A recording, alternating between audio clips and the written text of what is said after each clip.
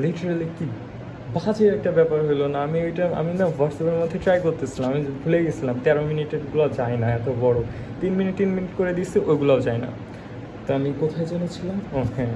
তো এটা তো আচ্ছা, আমি আরেকবার বলি তাহলে রিক্যাপ হয়ে যাবে। তো এটা যেহেতু আমরা এই ব্যাটারিটাকে মুখ্য ধরছিলাম, আর এটা যেহেতু এটা প্লাস পয়েন্ট, তাহলে এই প্লাস পয়েন্ট দিয়ে ধরে আমরা I1 পরিমাণ তড়িৎ যাইতেছে, যেহেতু I1 এদিক দিয়ে তড়িৎ যাইতেছে, তাহলে এই 2 ওহমের মধ্যে দিয়েও I1 পরিমাণ তড়িৎই পাস হবে। I1 পরিমাণ তড়িৎ পাস হয়ে এখানে গিয়ে তড়িৎ 2 ভাগে বিভক্ত হয়ে গেল, I2 অ্যান্ড I3 বিভক্ত হয়ে গেল। এখন এই বিভক্ত হয়ে গেল, যেহেতু আমরা বলছিলাম 3 তারের সমষ্টিকে জংশন বলা হয়, আর কারশফের কারেন্টস ল অনুযায়ী KCL অনুযায়ী জংশনের মধ্যে দিয়ে যে পরিমাণ তড়িৎ প্রদান করা হবে ঠিক সম পরিমাণ তড়িৎ বের হবে। তাহলে এখানে যেহেতু I1 পরিমাণ তড়িৎ প্রদান করা হয়েছিল অ্যান্ড এখানে I2 অ্যান্ড I3 বের হয়েছে, তার মানে আমরা বলতে পারি I1 is equal to I2 plus I3। এটা হইতেছে আসছে KCL, কারশফের কারেন্টস ল থেকে।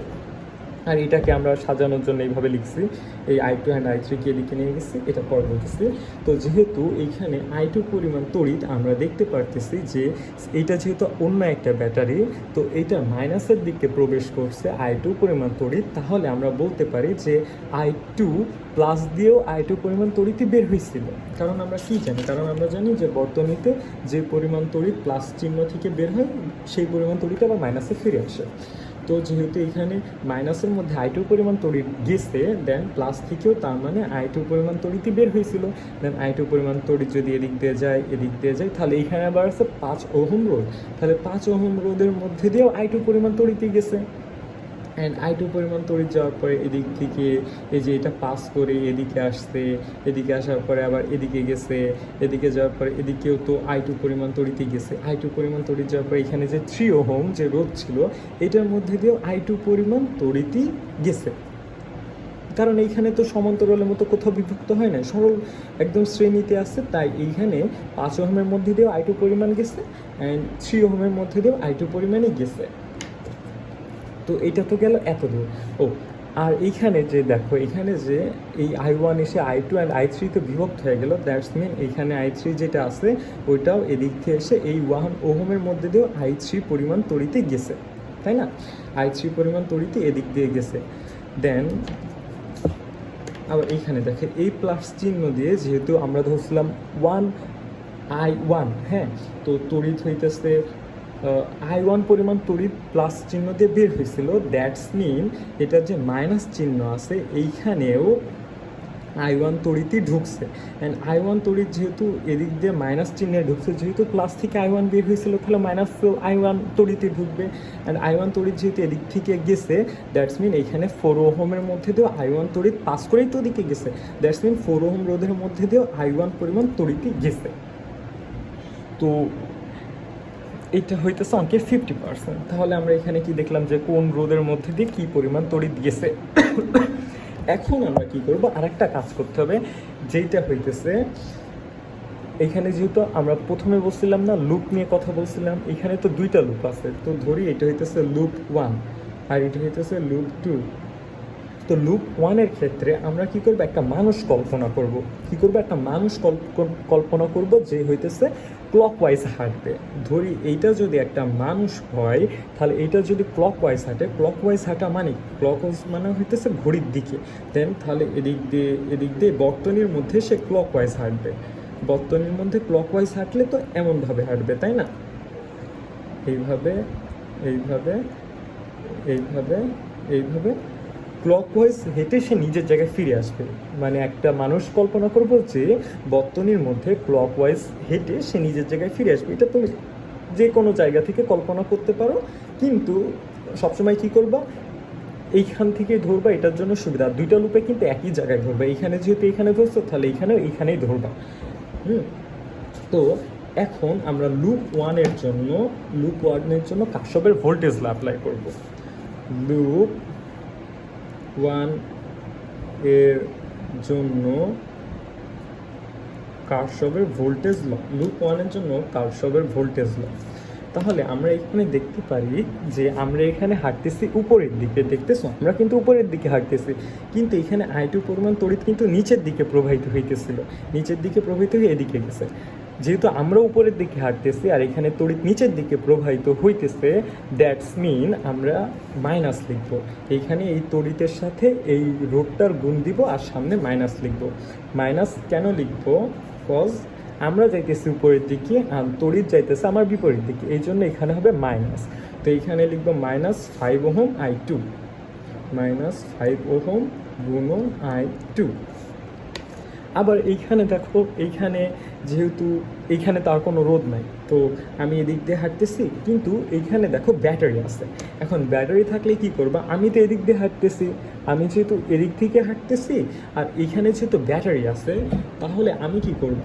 এইখানে ব্যাটারির মানটা লিখবো। এইখানে ব্যাটারির মানটা লিখবো। এখানে যেমন ব্যাটারির মান কত ছিল? 6। তো আমি এখানে ব্যাটারির মান 6 লিখবো। এখন 6-এর সামনে একটা চিহ্ন দিতে হবে। এটা প্লাস না মাইনাস, কোনটা দিব? যেহেতু ব্যাটারির দুইটা চিহ্ন আছে, প্লাসও আছে মাইনাসও আছে। তুমি সবসময় খেয়াল করবে, আমি যেহেতু এদিক দিয়ে হেঁটে যাইতেছি, তো আমি হেঁটে যাওয়ার সময় সর্বপ্রথম কোন চিহ্নটাকে টাচ করতেছে? আমি যেহেতু প্লাস চিহ্নটাকে আগে টাচ করতেছি, তাহলে আমরা এখানে ব্যাটারির মান লেখার সামনে ও প্লাস চিহ্ন দিব, কারণ আমি প্লাস চিহ্নকে আগে টাচ করতেছি। যদি মাইনাসকে আগে টাচ করতাম তাহলে এখানে মাইনাস দিতাম। তো এই গেল, পরে আমি আবার এদিক দিয়ে হেঁটে আসলাম, এদিক দিয়ে নিচে গেলাম। তো এইখানে দেখো, এইখানে যে I3 তড়িৎ ছিল, এইটাও নিচের দিকে যাইতেছিল, এই যে এদিক দিয়ে নিচে যাইতেছে, আমিও নিচের দিকে যাইতেছি। যেহেতু I3 তড়িৎও নিচের দিকে যাইতেছে, আমিও নিচের দিকে যাইতেছি, তাই আমরা এখানে লিখবো প্লাস। প্লাস এই যে এই রোডটার সাথে I3-কে গুণ দিব, +1 গুণন I3। দেন আবার দেখো, আমি তো এদিক থেকে এদিকে হেঁটে এদিকে যাইতেছি, বাম পাশে যাইতেছি, কিন্তু আমার তড়িৎ দেখো, এখানে যে I2 পরিমাণ 3 ওহম রোধের মধ্যে দিয়ে পাস হলো, এইটা হইতেছে ডান দিকে যাইতেছে। যেহেতু এটা ডান দিকে যাইতেছে আর আমি বাম দিকে যাইতেছি, তার মানে এটার সামনে কি হবে? মাইনাস চিহ্ন হবে, -3I2। হ্যাঁ, এখন আমরা কারশফের ল থেকে কি জানতে পারছি? আমরা জানছি যে কোনো একটা আবদ্ধ পথে বা আবদ্ধ লুপে ভোল্টেজের বীজগাণিতিক সমষ্টি 0 হয়, তাহলে =0 আমরা লিখতে পারি। তাহলে এখন চলো ইকুয়েশনটাকে সাজাই।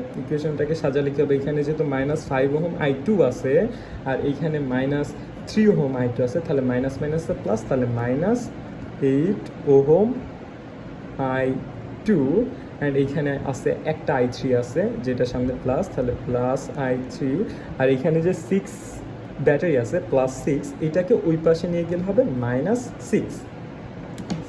তো এইটুকু গেল, কিন্তু এখানে আমাদের আরও একটা কাজ করতে হবে। এখানে দেখো I2 অ্যান্ড I3 আছে, এখানে কিন্তু I1 নাই, তাহলে আমরা কি লিখব? I1-কে 0 ধরবো, তাহলে 0 × I1 প্লাস প্লাস যেহেতু I3-র সামনে প্লাস আছে, তাহলে I3 প্লাস I3 আর -8 ওহম I2 ইকুয়াল টু এই যে এখানে -6। তো এইটা হইতেছে সেকেন্ড ইকুয়েশন। এটা গেল লুপ 1-এর ইকুয়েশন, যেটা হইতেছে সেকেন্ড ইকুয়েশন। এখন আমরা করব থার্ড ইকুয়েশন। থার্ড ইকুয়েশনে কি? আমরা আবার এখানে একটা মানুষ কল্পনা করব, যে মানুষটা এইখানে হবে, যেটা এইখানে ধরছিলাম তাই এইখানে হবে। এইখানে একটা মানুষ কল্পনা করব, যেটা হইতেছে ঘড়ির কাঁটার দিকে হাঁটবে বর্তনীর ভিতরে। তাহলে এটা যদি ঘড়ির কাঁটার দিকে হেঁটে, তুমি মনে রাখবা ঘড়ির কাঁটার দিকে হেঁটে আবার পুনরায় নিজের জায়গায় আসবে। তাহলে এটা যদি ঘড়ির কাঁটার দিকে হাঁটে দেন, তাহলে গেল এইটা। তো এটা আমরা ধরি যে লুপ, যেহেতু এটা লুপ 2, এটা লুপ 1 ছিল, লুপ 2 এর জন্য কারশফের ভোল্টেজ ল। লুপ 2 এর জন্য কারশফের ভোল্টেজ ল কি করবো? এইখানে যেহেতু আমরা উপরের দিকে গেছি, আর এইটা এই I3-কে আর 1 ওহমকে কিন্তু একবার আমরা এখানে ধরছি, কিন্তু তবুও ধরবো, কারণ এইটা হইতেছে এটা দিয়ে, এইখানে হইতেছে এটা কমন, আর এটা হইতেছে দুইটা বর্তনীর মধ্যে আছে, তাহলে তার মানে দুইবার ধরা লাগবে। যেহেতু দেখো আমরা এখানে হেঁটে যাইতেছি উপরের দিকে, কিন্তু এখানে তড়িৎ গমন করতেছে নিচের দিকে, তাহলে এটার সামনে আমরা লিখবো মাইনাস। আর যেহেতু এখানে আছে 1 ওহম অ্যান্ড I3, তাহলে -I3, যেহেতু একের সাথে গুণ করলে I3 হয়, তাহলে I3। তারপরে আবার দেখো আমরা যাইতেছি এদিক বরাবর, ডান সাইড বরাবর, কিন্তু এইখানে 2 ওহমের থেকে যে কারেন্টটা পাস হয়েছে, সেই কারেন্টটা কিন্তু আবার গেছে বাম দিক বরাবর। দেখো এদিক বরাবর যাইতেছে, তাহলে আবারও বিপরীত দিকে গেছে, এই জন্য আমরা আবারও লিখবো -2 I1, যেহেতু এখানে I1 গেছে 2 ওহমের মধ্যে দিয়ে গেছে, আর সেটা হইতেছে বিপরীত দিকে গেছে, এদিকে গেছে কিন্তু আমরা হাঁটছি এদিকে, তো এইটা গেল, এখানে হইতেছে মাইনাস। এখন আমরা আবার নিচের দিকে হেঁটে আসতেছি, নিচের দিকে হেঁটে আসার সময় দেখো আমরা প্রথমে কিন্তু ব্যাটারি প্লাস প্রান্তকে টাচ করতেছি, তাই আমরা এখানে লিখবো +9। হ্যাঁ, +9 লেখার পর আবার দেখে এদিক দিয়ে নিচে এসে আমরা এদিকে হেঁটে যাইতেছি। হ্যাঁ, এদিকে যখন হেঁটে যাইতেছে কিন্তু এই তড়িৎটা কিন্তু আবার এই যে এদিকে মাইনাস, যেহেতু এদিকে ছিল তো এদিকে যাইতেছে না, মানে ডান দিকে যাইতেছে, আর আমরা তো বাম দিকে হাঁটতেছি, তার মানে এখানে হবে আবার মাইনাস চিহ্ন হবে, যেহেতু আমরা যেদিকে হাঁটতেছি তড়িৎ তার বিপরীত দিকে গমন করতেছে, এই জন্য আবার মাইনাস হবে। তাহলে কি হবে -4I1। হ্যাঁ, এটা ইকুয়াল টু 0 হবে। 0 কেন হবে? কারণ আমরা জানি কোনো আবদ্ধ লুপে ভোল্টেজের বীজগণিতিক সমষ্টি 0 হয়, তো এটা হলো 0। এখন যদি এটাকে আমরা সাজাই তাহলে কি হবে, এটা দেখো -2I1 অ্যান্ড -4I1, তাহলে এটা হইতেছে -6I1, আর এটা হইতেছে এটা হইতেছে -3I -I3, আর এই +9কে ওদিকে নিয়ে যাব, তাহলে হইতেছে -9। কিন্তু এইখানে যেহেতু I1 অ্যান্ড I3 আছে, I2 নাই, তাই আমরা কি করব, I2কে 0 ধরে নেব, মানে I2 এর সামনে 0 ধরে নেব। তাহলে কি হবে জিনিসটা এমন, -6I1 then +0 into I2 -I3 equal to -9। তো এইটা হইতেছে থার্ড ইকুয়েশন। দেখছো 3টে ইকুয়েশন। এইটা হইতেছে ফার্স্টের যে ইকুয়েশনটা ধরছিলাম সেটা ছিল কেসিএল কারশফের কারেন্ট ল থেকে, যেটি হইতেছে যে জংশনের মধ্যে ভাগ হয়ে গেল, I1 পরিমাণ তড়িৎ আসছিল কিন্তু I2 অ্যান্ড I3-তে ভাগ হয়ে গেছিলো, যেটাকে আমরা এইভাবে লিখছি। অ্যান্ড পরে লুপ 1-এর জন্য একবার করছে একটা ইকুয়েশন, অ্যান্ড লুপ 2-এর জন্য করছে আর একটা ইকুয়েশন। এই 3টে ইকুয়েশন কি তুমি বুঝতে পারছো?